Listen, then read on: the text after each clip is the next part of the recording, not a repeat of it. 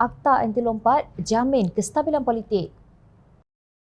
Menteri di Jabatan Perdana Menteri, Parlimen dan Undang-Undang Datuk Seri Dr. Wan Junaidi Tuanku Jaafar dalam satu hantaran di Facebook berkata, mesyuarat jawatankuasa pemandu transformasi dan kestabilan politik bagi membincangkan pelaksanaan rang Undang-Undang Perlembagaan Pindaan 2022 dan Akta berhubung larangan ahli Dewan Rakyat bertukar parti telah diadakan.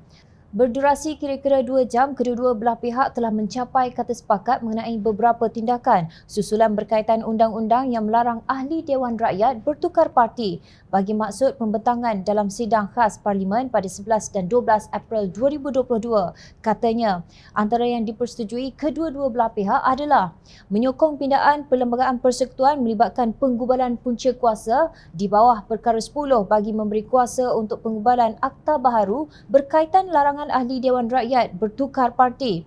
Draft awal akta tersebut akan diedarkan untuk penelitian ahli jawatankuasa pemandu transformasi dan kestabilan politik sebelum sidang khas Parlimen pada 11 April 2022. Satu lagi sidang khas Parlimen diadakan untuk membentang, membahas dan meluluskan undang-undang berkaitan dalam masa terdekat yang akan diumumkan oleh Yang Amat Berhormat Perdana Menteri. Menurut beliau, sidang khas Parlimen yang dijadualkan pada 11 dan 12 April 2022 akan diteruskan seperti yang dirancang untuk membentang dan membahaskan rang Undang-Undang Perlembagaan Pindaan nombor 3 2022. Kedua-dua pihak menyatakan komitmen akan memberi sokongan bagi membolehkan rang undang-undang ini mendapat majoriti 2 daripada 3 dalam sidang khas Parlimen nanti, tegas Wan Junaidi. Satu kenyataan yang dikeluarkan bersama oleh Wan Junaidi dan Datuk Seri Saifuddin Nasution Ismail yang merupakan pengerusi bersama jawatankuasa tersebut turut mengatakan perkara yang sama. Sementara itu, dalam satu kenyataan menyokong sidang khas Parlimen itu, Timbalan Presiden Amanah Datuk Seri Salahuddin Ayub yang juga ahli jawatankuasa pemandu berkata pendirian dan komitmen kedua-dua belah pihak kerajaan dan pembangkang adalah menyokong pindaan peruntukan Perlembagaan Persekutuan tersebut. Pendirian kerajaan dan pembangkang adalah bagi memastikan RUU anti lompat parti diluluskan bagi menjamin kestabilan politik negara, tegasnya. Sebelum itu, Wan Junaidi yang juga ahli Parlimen Parti Pesaka Bumiputera Sarawak PBB mengaku beliau kecewa dan tidak puas hati rang undang-undang RUU anti lompat parti tidak dapat dibentangkan dalam sidang khas Dewan Rakyat pada Isnin depan.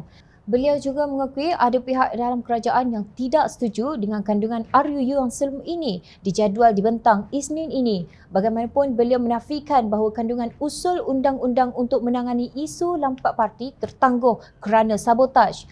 Tiada sabotaj politik. Hanya perbezaan pendapat di kalangan sebahagian dalam kerajaan, katanya. Wan Junaidi menjelaskan kalangan itu bukan membantah undang-undang tersebut secara prinsip, tetapi sebahagian kandungan di dalamnya. Maknanya, memang benar ada bantahan dalam kalangan ahli kabinet.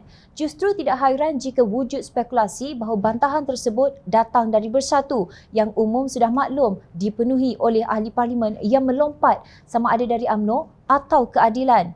Yang membantah itulah yang menjadi punca kenapa negara kita gagal mencapai kestabilan politik. Hinggakan dalam satu penggal, kita menyaksikan pertukaran 3 Perdana Menteri dan pihak yang kalah pada pilihan raya umum ke-14 yang lalu menjadi kerajaan, sementara yang menang menjadi pembangkang. Mereka mahu kuasa tetapi tidak tahu bagaimana hendak melaksanakan tanggungjawab setelah berkuasa, walaupun mewujudkan kabinet bersaiz XXXL yang tidak pernah berlaku dalam mana-mana negara demokrasi yang maju di dunia.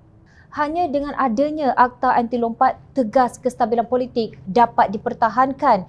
Inilah yang semua rakyat wajib faham.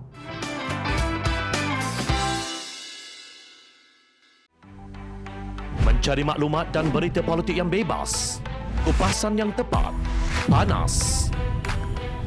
Dapatkannya secara eksklusif hanya di Jom Channel.